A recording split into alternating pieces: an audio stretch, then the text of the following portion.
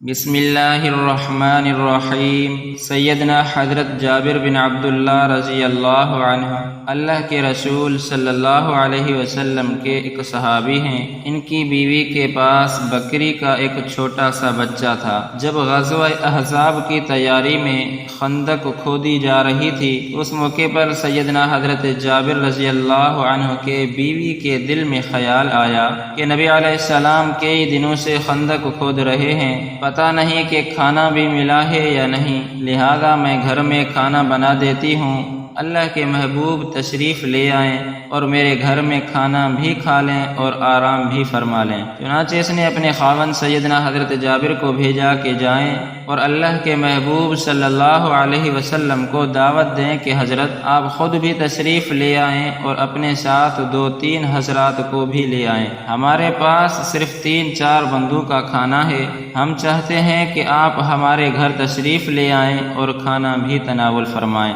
سیدنا حضرت جابر رضی اللہ عنہ نے آ کر نبی علیہ السلام کو دعوت دی۔ دعوت کا پیغام سن کر نبی علیہ السلام نے پوری فوج میں اعلان کروا دیا کہ آج حضرت جابر بن عبداللہ کے گھر میں دعوت ہے اور سب مجاہدین کھانا کھانے کے لیے حضرت جابر کے گھر کی طرف چلیں۔ جب حضرت جابر نے یہ سنا تو تیزی سے گھر کی طرف چلے تاکہ بیوی کو جا کر بتاؤں کہ یہ مسئلہ بن گیا ہے۔ نبی علیہ السلام نے حضرت جابر کو جاتے وقت یہ ارشاد فرمایا کہ اے جابر، ہمارے آنے کا انتظار کرنا، ہانڈی چولہے پر رہے اور روٹیاں چادر کے اندر چھپی رہیں، میں خود آ کر شروع کروا دوں گا۔ حضرت جابر نے گھر جا کر اپنی بیوی سے کہا کہ اب 900 آدمی آ رہے ہیں۔ ان کی بیوی بڑی سمجھدار تھی، وہ کہنے لگی مجھے بتاؤ تو صحیح، ان 900 آدمیوں کو دعوت آپ نے دی ہے یا اللہ کے نبی نے دعوت دی ہے؟ حضرت جابر کہنے لگے میں نے تو صرف نبی علیہ السلام کو دعوت دی تھی،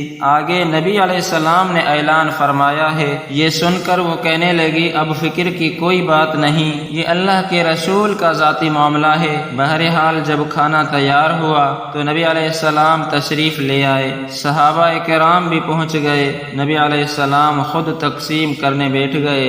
آپ صلی اللہ علیہ وسلم روٹیاں نکال کر صحابہ کو دے رہے تھے اور سالن بھر کر دے رہے تھے، حتیٰ کہ 900 آدمیوں نے پیٹ بھر کر کھانا کھایا اور پورا لشکر پیٹ بھر کر واپس چلا گیا۔ بعد میں حضرت جابر بن عبداللہ رضی اللہ عنہ فرماتے ہیں کہ میں نے جا کر دیکھا تو سالن بھی اتنا ہی تھا اور روٹیاں بھی اتنی ہی تھی۔